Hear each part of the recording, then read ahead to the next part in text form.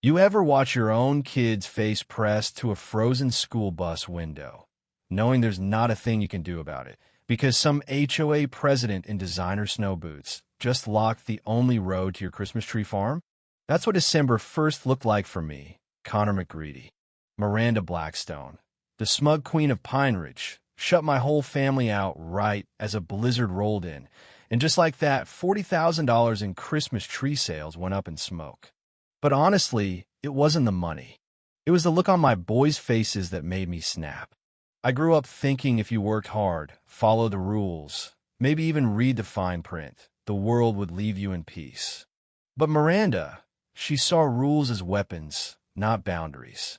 Bought her way into the HOA presidency and started slapping up seasonal restrictions without so much as a warning. The joke's on her, though, because the mountain under her precious road, hollowed out by an old county tunnel since '54, and the spot where she locked my family out, she had no legal right to block it. That's the twist she never saw coming. Let me back up. 3 years ago, after losing my dad in a mining collapse, I took what little insurance money I had and bought 300 acres outside Denver. A slice of the American dream, right? 15,000 Christmas trees, one winding road through the pines, a wife with a head for numbers, and twin sons, Tyler and Mason, already talking about how they'll run things someday. The previous owner said the HOA maintained the road, but he handed me the keys with a wink. Permanent agricultural easement, son. Never had a problem. I guess he never met Miranda. Miranda swept into town in her spotless G-Wagon, acting like she owned the mountain. In 6 months flat, she'd changed more rules than I could count, always for the good of the community. No vote, no notice, just a signature and a smile. But it was the Tuesday before Thanksgiving when my blood really ran cold. Brand new signs up and down our access road. Seasonal restrictions. Commercial vehicles prohibited. No warning. Just in time to crush the only 4 weeks that paid our bills all year. Sarah, my wife, came tearing up in the pickup, looked at those signs, and her face just crumpled. We had $40,000 in pre-orders, families coming from Denver to pick out trees. All gone. That night, we sat at the kitchen table, bills stacked up, Sarah crying those tired, quiet tears you only see when someone with power decides to destroy your life for the fun of it. The pine resin stuck in my hands mixed with the lavender from her perfume, and outside, you could hear a logging truck rumbling down the mountain. One last load before Miranda's band took hold. "What are we going to do?" Sarah asked, voice so small it barely carried. I reached into my pocket for Dad's old brass compass. That thing always helped me think straight. "I'm going underground," I told her, half a joke, but really? That's what I do best. Walking into the next HOA meeting, I knew the fix was in. Miranda up front with a PowerPoint, slides of tire tracks, blaming damage on my trucks. She even went after my head, talking about concerns for my mental state after the mining accident. You could have heard a pin drop in there. She was proposing a $25,000 special assessment for repairs, but only if you didn't support the new vehicle ban. I called it what it was, extortion. Miranda just smiled that smile. Responsible community management, Mr. McGreedy. I left before I said something I couldn't take back. We started losing orders right away. Word got out that we might not be accessible.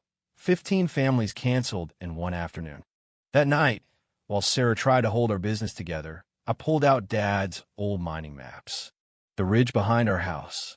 Turns out, those tunnels run right under Miranda's development.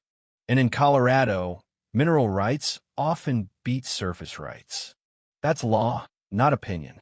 Next morning, I hiked the ridge with a metal detector. Sure enough, found old survey stakes from the '50s.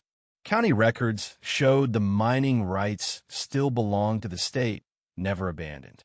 Then, tucked behind some brush, I found the entrance to an abandoned mine shaft. Solid, wide, and, according to my maps, running directly under Miranda's road. I barely had time to celebrate. That night, Sarah told me Tyler came home from school with a black eye. Kids calling me crazy miner guy, Miranda's rumors were poisoning our family. Then came the real punch. Child Protective Services showing up with anonymous reports that I had my boys working underground. CPS made us send the kids to Sarah's sister in Denver, at least until the investigation wrapped up. Standing in the empty house, hearing the echo where my boys used to be, I got angry. If Miranda wanted to fight underground, she'd get one on my terms. I started rigging the mine with proper fans, lighting, safety gear. I wasn't just poking around. I was building a real tunnel, professional as anything I'd ever worked on. And then, down one side passage, I found something that made my blood freeze. An underground chamber with 47 barrels, all marked with biohazard symbols. No paperwork, no tracking numbers, just pure, unfiltered toxic waste. Fresh tire tracks led right back to construction trucks. Miranda was using my family's mine as her own private dumping ground. I spent 3 days documenting everything, setting up trail cams, testing samples, lead asbestos, enough poison to ruin the groundwater for miles. And sure enough, caught Miranda's crew on camera, dumping barrels in the dead of night. And guess who was right there in the footage, hard hat and all, directing the show? Meanwhile, Miranda amped up her security, hired guards to tail us, slapped me with a restraining order so I couldn't even set foot on HOA land. Fire chief said if emergency vehicles couldn't reach us, our place was legally uninhabitable. That meant no insurance, no business, nothing. But tunnels, see, don't care about surface politics. I mapped the whole system, found I could reach anywhere in the HOA, perfectly legal under my mineral rights. The best part?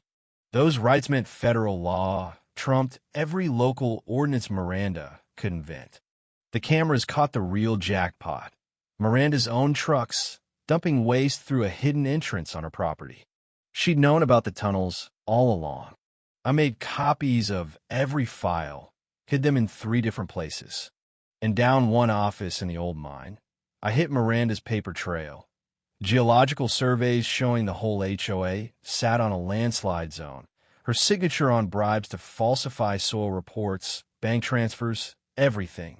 She wasn't just an environmental criminal. She'd been stealing HOA dues for years, funneling cash into her luxury development schemes. With help from an EPA agent, an environmental lawyer, and a forensic accountant, we built a federal case. RICO statutes, environmental terrorism, fraud, theft, you name it. We prepped for the December HOA meeting like it was a trial, tested water, organized evidence, and planned the grand reveal. Miranda must have gotten wind, because 3 nights before the meeting, she showed up in my tunnels with 6 goons and enough explosives to blow a mountain. They tried to bury my work for good, but if there's one thing I know, it's how to dig escape routes. When she set off her charges, she triggered a sinkhole that swallowed her $80,000 G-Wagon and exposed every last toxic barrel. Cameras caught the whole thing. Miranda, dynamite in hand, standing over enough evidence to fill a courthouse.